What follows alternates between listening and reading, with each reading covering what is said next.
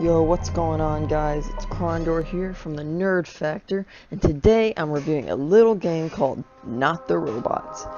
I'm gonna go out on a limb and say it, and I'm gonna assume that you have never heard of this game, because I had never heard of this game either, but after this review, maybe that will lead some of you to either buy it or not buy it. Who knows? Anyway, I heard about this game once, again, from a stealth Steam sale, you know, like the, Sir You Are Being Hunted, same sale, yeah. And I thought it looked really nice and quaint. So, as you'll see, since I'm showing you the gameplay, I'm starting the first level in what appears to be an office building. I'm a robot that, based on what's going on, seems I'm supposed to eat furniture. For real, I'm supposed to eat furniture. I respect games that can have a stupid plot or silly idea behind it, but execute it better than any other games that may have a better plot or a better system or idea behind it. Like, it's these unique ideas that really bring in people, and I admire that they were able to execute such a wacky idea. I also admire the fact that there was no setup or anything, but I still want to play this game. I didn't need some fluff plot, anything like that. I just got in, I knew what was going on. I had to check the controls, that's fair, but I know what to do. Anyway, enough rambling. You'll probably just be seeing mixed gameplay as I'm talking about this game.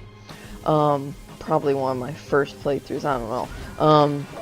I must admit that the graphics are pleasing and delightful, mainly through the fact that it is purposely cartoonish, yet enjoyable. It's always nice to see that the makers put thought into their design to please the player.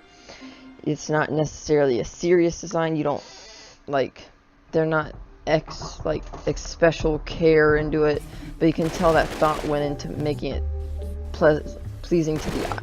That's basically what I'm saying, it's pleasing to the eye. Yeah. Anywho, like I said, the game starts with you as a robot in a room with office equipment that you must eat. And the bottom of the screen is a food bar, and depending on the size of the equipment, depends on how much you fill up the meter. So like a couch will do a lot more than like a water fountain. Once your food bar is full, you re-enter the tube that you came from, and you go to the next level. After 2 levels, it may increase later on, I'm not sure.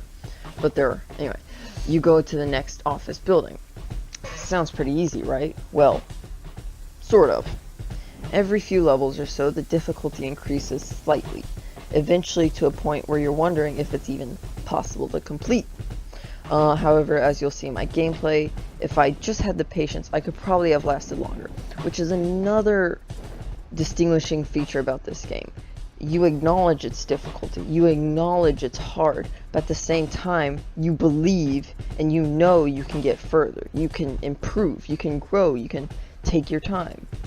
Here, I'll give you a basic, so you may not believe me, but that's why I say it's kind of sort of difficult, but basically, I'll give you a basic recap of what a difficult level would be like early on, because I didn't get that far, admittedly, I'm not that good. You'd be placed in a room with cubicle blockers. You can't eat these. You have to, there would be following obstacles. There'd be C-3PO heads with machine guns that fire on sight and destroy furniture. I'm not joking about that. You've probably already noticed it in the gameplay, but it's there. Lasers that hit you. Floorboards that fluctuate between 1 on and off and hurt you, and a number sequence which you must step on the correct panel to unlock the next level. So that one may not make sense, but like there'd be 5 number panels, one with the 1, 1, 2, like there'd be 1, 2, 3, 4, 5, and they'd be all scattered across the ground, and you have to step on them in the right sequence to unlock the next level, along with finishing your food bar. As for mechanics, this is when the difficulty gets, like I said, kind of staggers for this game. There's crouching, which can be used to dodge some lasers and to hide from the C-3PO heads, which is why I mainly say you need to take your time, because you could wait for the C-3PO heads, you could rush, it doesn't matter, but if you crouch, you're gonna be safe. Also, you can hide behind bookshelves without needing to crouch, but I thought that was a cool feature they had. Along with crouching, the only major mechanic is to pick up power-ups. These include things like 1-ups to survive dying, like you stay at 25 health, invisibility and health, and I believe there's others, but those are the main ones I've encountered. Like, health is the big drawback though for me, because using health packs can bring your health over 100, which is fine, but basically makes you a tank and makes you want to screw stealth so you can just hurry as fast as you can and avoid bullets and just get shot as many times, be a bullet sponge, but you're still over 100 health. So it kind of adds a level of impatience, which I feel wasn't necessary. I'd be fine if it just went up to 100. Regardless of the fact, maybe that means, excuse me, but maybe that means that they want you to take damage. I guess they know how hard it's gonna get, so yeah, that's fair.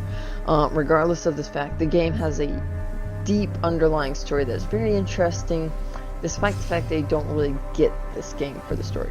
So, which is admirable. I mean, you don't expect much from a game of this nature to have a story, but the fact they even thought about put in a story, put hidden Easter eggs to gain the story is admirable.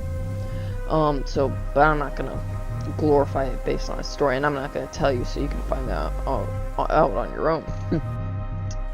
So before I close out, I looked on the Steam page, and this was funny. I was just curious. The description is basically the same as what I've described to you, and according to this, there are 7 building campaigns, which basically means that it's gonna get a lot harder, because I believe I got to 3 or 4, which is not bad, but I think that difficulty escalates really quickly, which is surprising. Anyway, overall, I have to give this game, and this one won't make sense at first, a horror game out of 10. Mainly because, like a horror game, you keep coming back to it. You enjoy the game, but it isn't something you would want to pick up all the time. Rather, when you're bored or with a friend, you want to play a horror game to pizzazz the situation. You get invested in the game, and sometimes you can even get scared and jumpy when you get caught by the robots. Like in a horror game, you're obviously jumping. You don't just play the game, you savor and enjoy the time with the game, however few times it may be.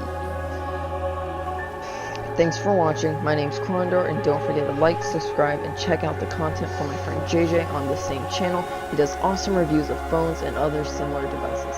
Thank you all for watching.